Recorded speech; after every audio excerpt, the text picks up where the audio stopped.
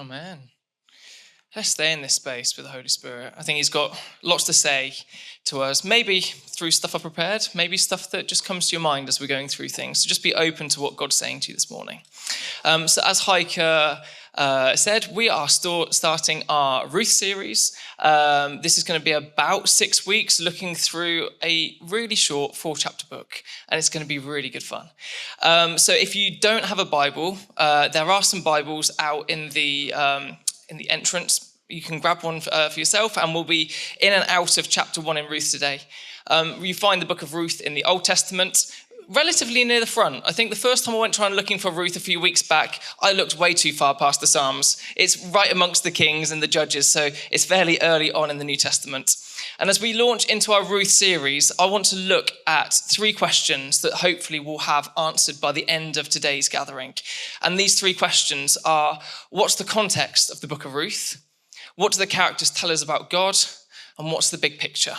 That's kind of like the landscape we're going to find ourselves in. This is the introduction to what's going on, and just some musings, particularly in chapter 1, before we move into the rest of the series. This will hopefully set the scene and lay the foundation work, especially for those that have never read the book of Ruth before. So let's start with the big picture. When was this book written? It's likely to have been written around 1011 to 931 BC. So this is kind of like about 1,000 years or so before Jesus. And we find ourselves right at a time between the transition between the Judges and the Kings. So for those that know their Bible timeline, that's kind of where we plant ourselves. We've had the Moses wandering in the desert. We've had Joshua taking them into the promised land. We've had the Judges ruling as kind of like the voice of God in that space. And we're just about to transition from that time into the time of the Kings. So that's where we find ourselves. And that's a fact that we're going to get to, not in today, but stuff that you can find in chapter 4, which will be coming later on. So who's the author of Ruth? Our writer is traditionally recorded as Samuel, who's the prophet. We first come across Samuel serving under Eli. He was being dedicated by his mother Hannah at the temple, and it's Samuel who encounters God speaking to him, where he doesn't know who's speaking to him, and Eli replies to tell him, what am I saying? Speak, your servant is listening. It's that conversation that Samuel has with Eli, not knowing it's God speaking to him and thinking it is Eli from the other room. Samuel is the last in the line of Israel's judges and is considered by many one of the greatest judges. He anointed the first 2 kings, and he is what's considered the author of Ruth. The book of Ruth was written to the Jewish people at that time. It's likely to be during the time of King David's reign. And this is to give the audience a bit of background knowledge about whose David's ancestry is. And that is going to come in to the narrative a bit later on. And it's very much kind of connecting in David's ancestry in a manner of reflecting God's love and his divine plan in through this story. And into the entire Bible as we get further on.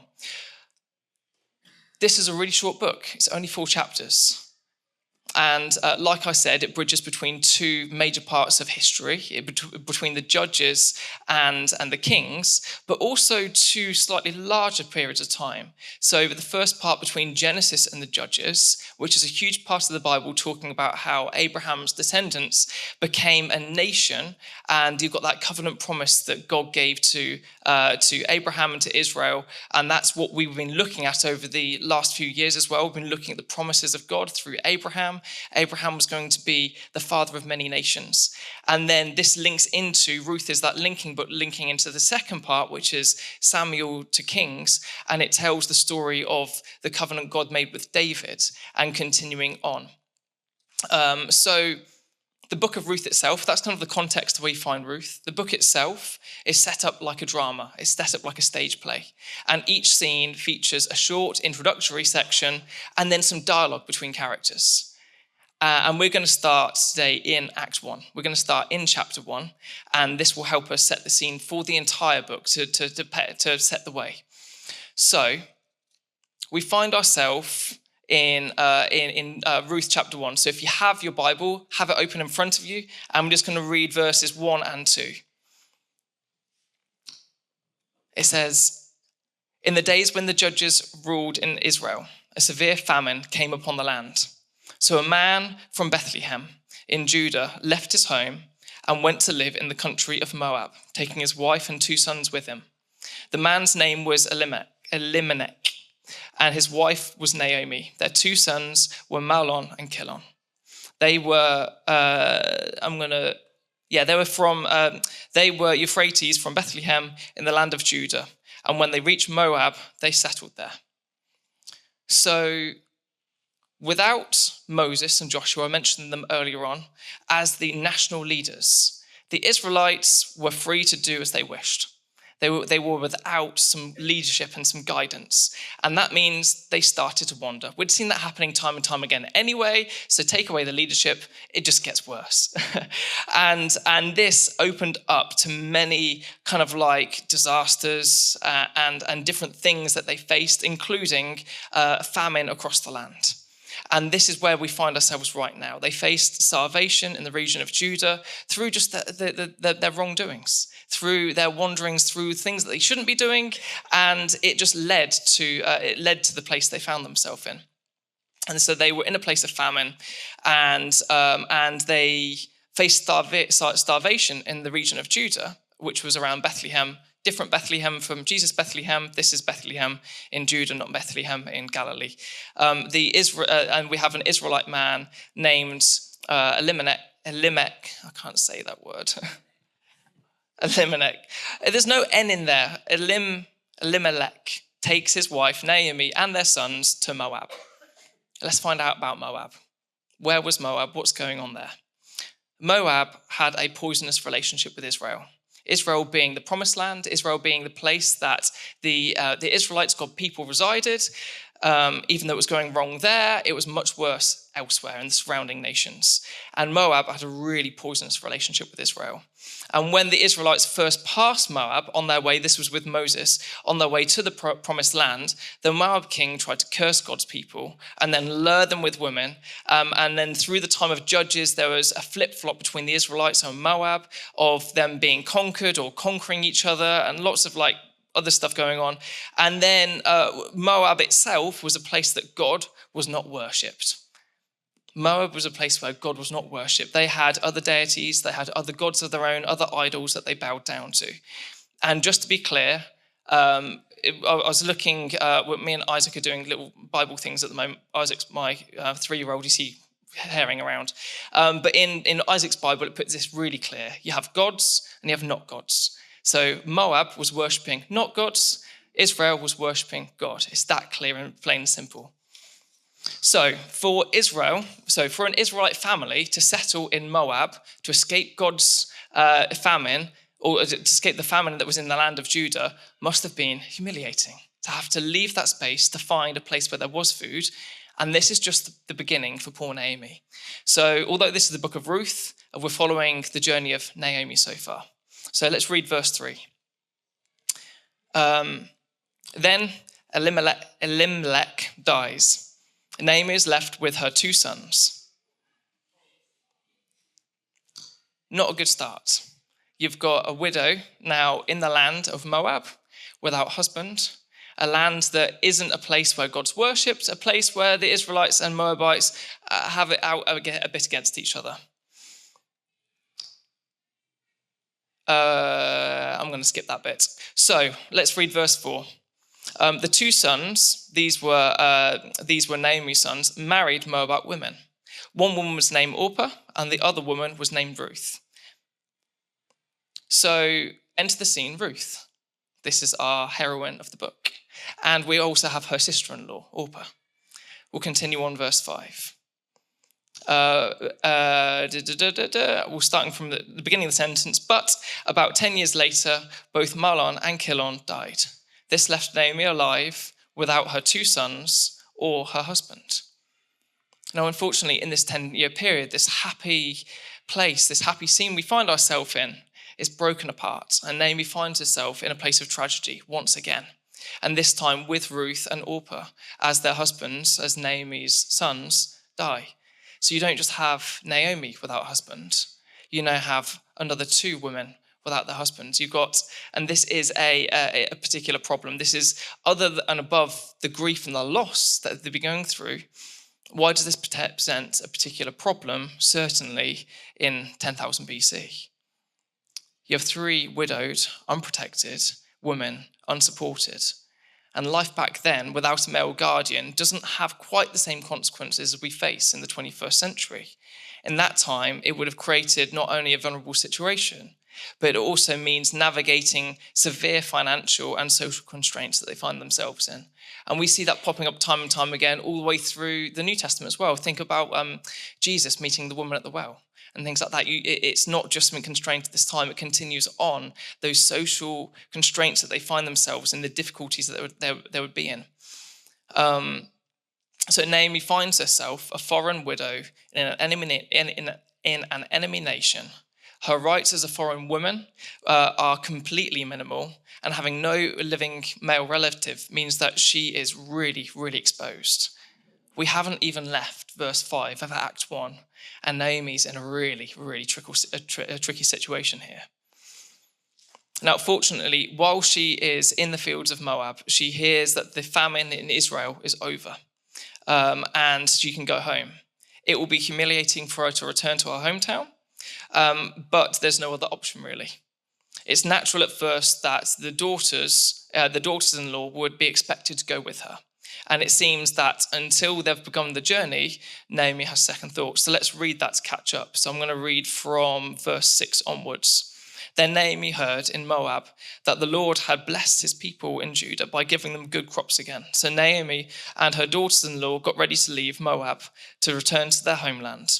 With her two daughters-in-law, she set out from the place where she'd been living, and they took to the road that would lead them back to Judah. Now we get into the reason why this book is called Ruth and not Naomi. The implications of returning to Israel are different for the younger women than they are for Naomi. She realizes that life would be difficult for the pagan widowed Moabite women to live in Israel, even more so than her as a widow living in Israel. There's nothing that she'd be able to do to be able to protect them. She realizes on the journey, actually, you'd have a better life here in Moab with your people. You are both young. You'll be able to find husbands and continue life on. That's the expectation. That's what things would have looked like. Now, Naomi knows that both Ruth and Orpah are able to return to their home families, to their birth families. They're able to seek out new husbands that provide the security, the financial needs, and the lifestyle would match what they would expect. For Naomi, she's older. She's no longer able to, or would probably no longer marry again. And she would rely heavily on the community and the kindness and compassion that she would be able to find in Israel with her people, rather than what she's expected to find in Moab. And this is great. We can look back further back in Deuteronomy, and we can see that God makes provision for this for individuals that find themselves in difficult circumstances. So because of the vulnerability of the widows, God makes some law back in Deuteronomy, and in Israel, farmers are forbidden to harvest to the far edges of their fields. They're meant to leave a gap all the way around the outside. And that is left for people who are wanderers, who are fatherless, who are widows, to be able to provide for them. So it's forbidden. So this is something that over in Israel, they'll be abiding by that because it's the law of the land they live in. It's the law of the God that they live under.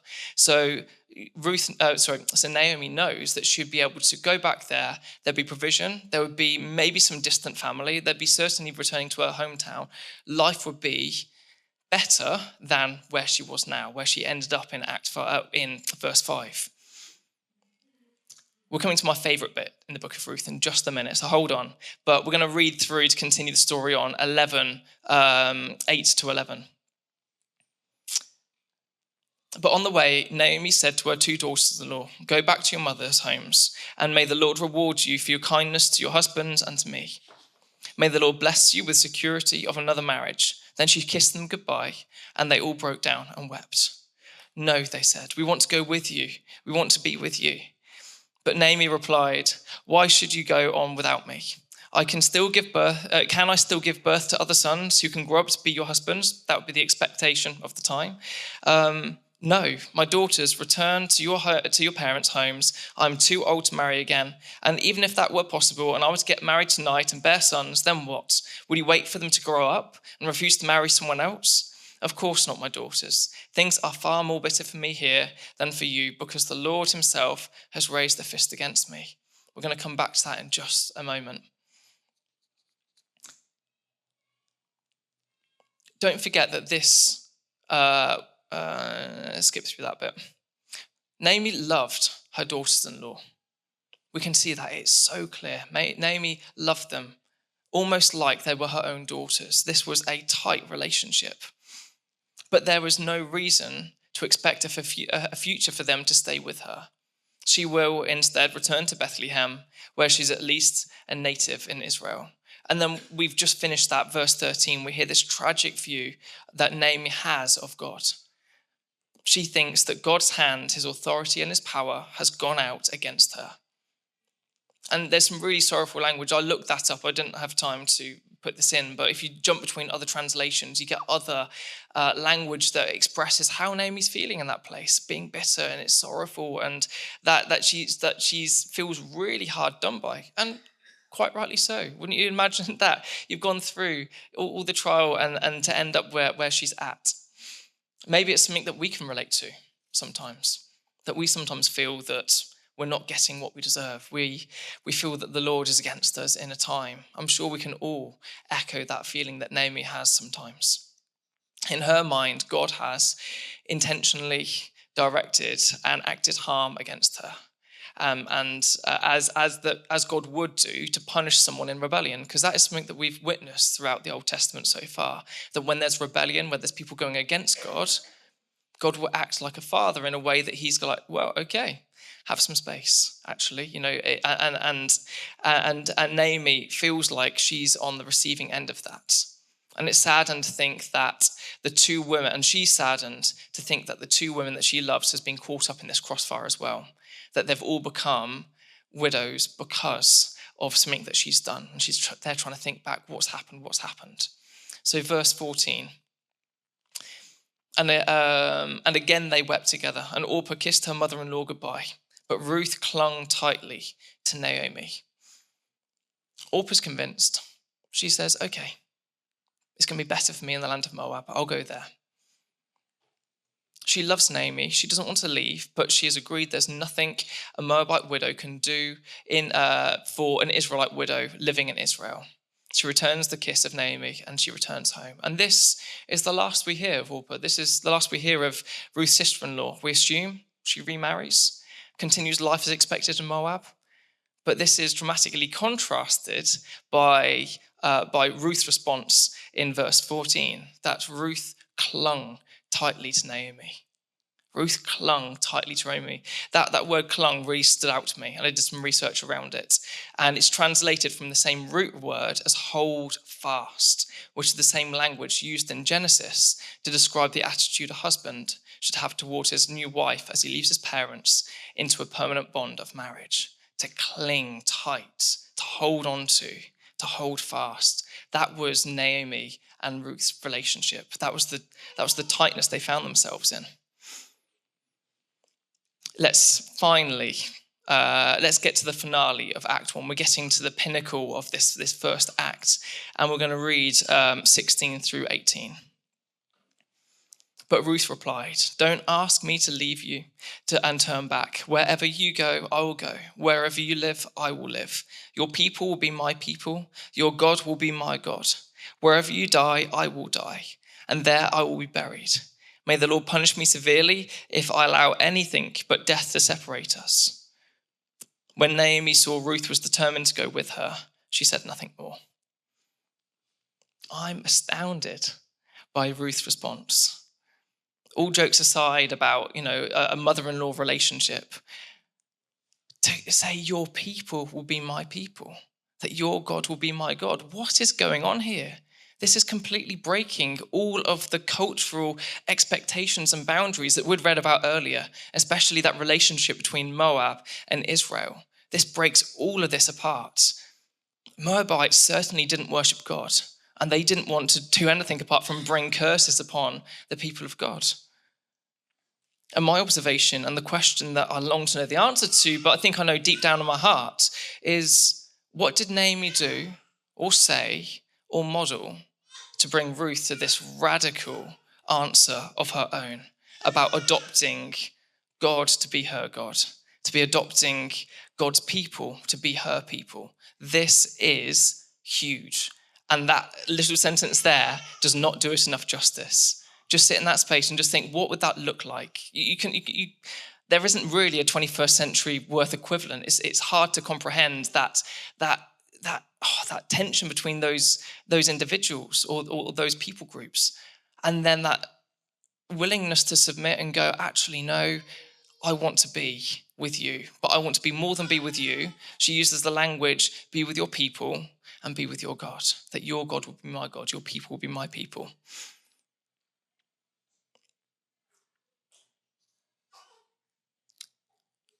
What's Ruth's expectant outcome from this? Now, I know the rest of the story of Ruth. I've read through that a few times. In fact, we've been doing it with Edge as well, which is really helpful. But Ruth's expected outcome from this certainly isn't, as we turn through chapters 2 and 3 and 4, which is kind of like a continuation of the story, is just full of blessing. And Ruth wasn't doing this in order to receive the blessing from God. She was doing this out of a love for Naomi, and she was doing this because she saw something really unique in what Naomi has taught her and has been with her for the last 10 years. And those 10 years made a radical impact on Ruth in her understanding of the world, in her understanding of what God looks like, in her understanding of what the Israelites were.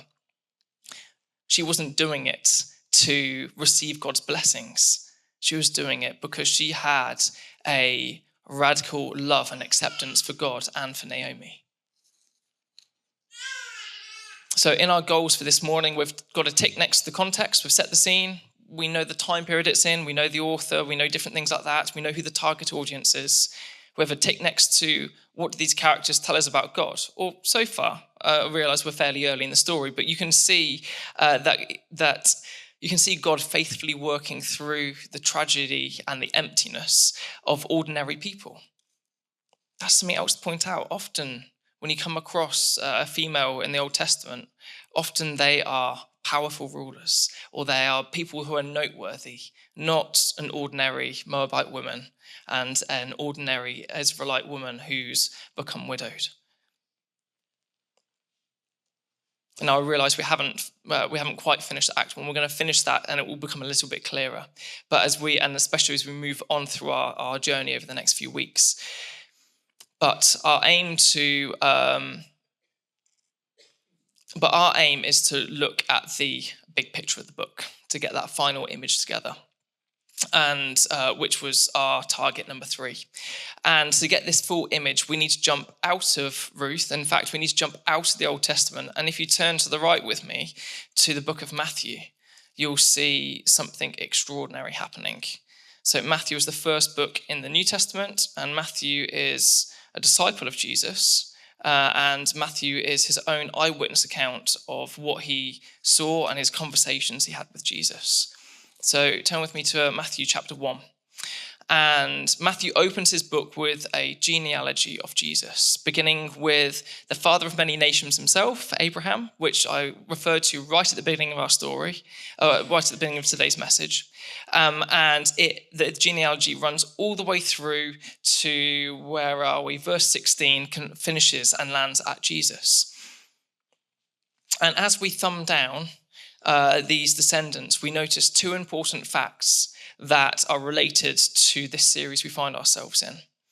Firstly, that Matthew broke the system and the custom of the time of only listing male descendants. In fact, when you turn to the book of Luke and you find another genealogy, you only find male descendants. That's as it would have been written. It should have been written in that time period. Matthew was breaking the mold quite radically. And as we go down, we note 5 unlikely women.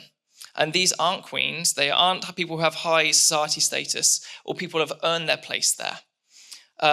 Quite the opposite. Most of them have very unusual backgrounds. Most of them are Gentile, which means non-Jewish, so very unlikely to find their name written in there. And most of them are associated with random scandalous circumstances, which kind of urges the reader to ask, why have these random women been put in there? Which is incredibly intentional of Matthew, isn't it? He's going, actually, this is a name that you need to take note of. This is a name that you need to flick backwards to the Old Testament to find out about. To be listed in the descendants of Jesus is a great honor. I mean, I don't know if any of you guys do that genealogy thing, family tree stuff, and you try and work your way through the family tree to find out how many people far removed you are from King Henry VIII or something, and I've got some real blood in me and stuff. It's deeper than that. It's more than that. But for a Jewish person to find themselves among the notable patriarchs and the kings and the individuals like Abraham and Jacob and Isaac at the very start. You've got King David, King Solomon, King Hezekiah, and King Josiah a bit later on. All the way down to Jacob, the father of Jesus, the husband of Mary, all of them found in there. And to find your name written in the pages, in the textbooks of history, alongside these other individuals is not just a great honor, it goes way deeper. And who do we find popping up in verse 5? We find Ruth. We find Ruth. Yeah, we find Ruth. So verse 5, you find Boaz, who is the father of Obed, whose mother was Ruth, which is just incredible. What an honor to appear in the lineage of Jesus. And like I said, that's a complete understatement. It's not something that she worked towards. It's not something that she even would have known at that time. And we can land that in just a moment. But the moment that she appeared in that family tree was the moment she chose to say, where you go, I go. Where you stay, I stay. Your God will be my God. Your people will be my people. She was not just saying yes to Naomi and bringing a blessing on her life, but she was saying yes to God. Your people will be my people. That is, God's people will be my people. And God, Yahweh, will be my God. This is the moment that Ruth, who was a pagan, she was a Gentile, she was Moabite, she was a widow, and she said yes to Naomi. And it's one that has caused her story to be intertwined with arguably the greatest story of all time. Side note, this genealogy, if you flick through to chapter 4, is mirrored as well in there again. So again, we come back to the reason why it was written. It was written to give weight to David's genealogy. So she's found herself in there a bit further up the chain. She is the great-grandmother, great-great-grandmother, where am I at in my notes? Yeah, great-grandmother to King David. And she is the grandmother of 26 generations removed to Jesus. I did count. I might have got it wrong. Don't quote me on that. Something like that. And it's all through the blessing of God, all through the blessing of her God. One final thing to mention on the big picture is the beautiful ties that you often get between the Old Testament and the New Testament, and how individuals from the past often point towards Jesus, Jesus' character traits, things that are going to happen far beyond the prophetic words given by the prophets talking about Jesus. I'm talking about individuals who mirror Jesus' likeness. So, for example, you've got King David's kingship. You've got Moses' leadership. You've got Esther's bravery. You've got Noah's obedience. You've got Samson's sacrifice. Chat with Edge about this. Like I said, we've been doing some of this with them. But as we look to Ruth, we looked at her ties of Jesus.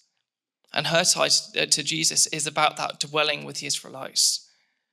Ruth chose to live with God's people, just like Jesus chose to live with God's people. It was an intentional choice.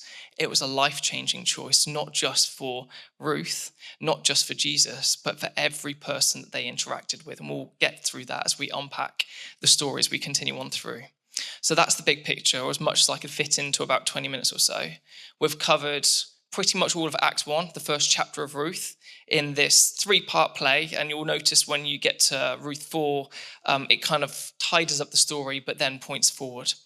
And we'll be looking through over the next few weeks at the different themes and the different theology that is leading us to know more about God and his people, and helping us to challenge ourselves to live differently as we walk through life together. So my challenge from Ruth, which I'd love, in fact, I don't know which way we're heading. Are we heading back into worship or? Yeah, so yeah, band, feel free to come and join the stage. But I'd love for us to be considering, as we move back into a time of worship, a bit of reflection. What does it mean to make that intentional choice? Where have you seen people around us, or maybe it's a choice you've made in your own life, to intentionally live as part of God's people, to be adopted into God's family, to say, yes, Jesus, I want to live alongside you. I want to be part of your family. What does that look like? But beyond that, what difference does it make in my life by saying yes? Because we notice a big change in Ruth, in how she's able to bless others, and she's blessed to be a blessing in that situation. So where is God at work in your life? Have you said yes to Jesus? Have you become part of this family of God that Ruth made the active choice in stepping into? Because this is our choice, in the same way we're worshipping earlier and saying it's our choice to invite the Holy Spirit to be at work in us. It's our choice to step into the family of God.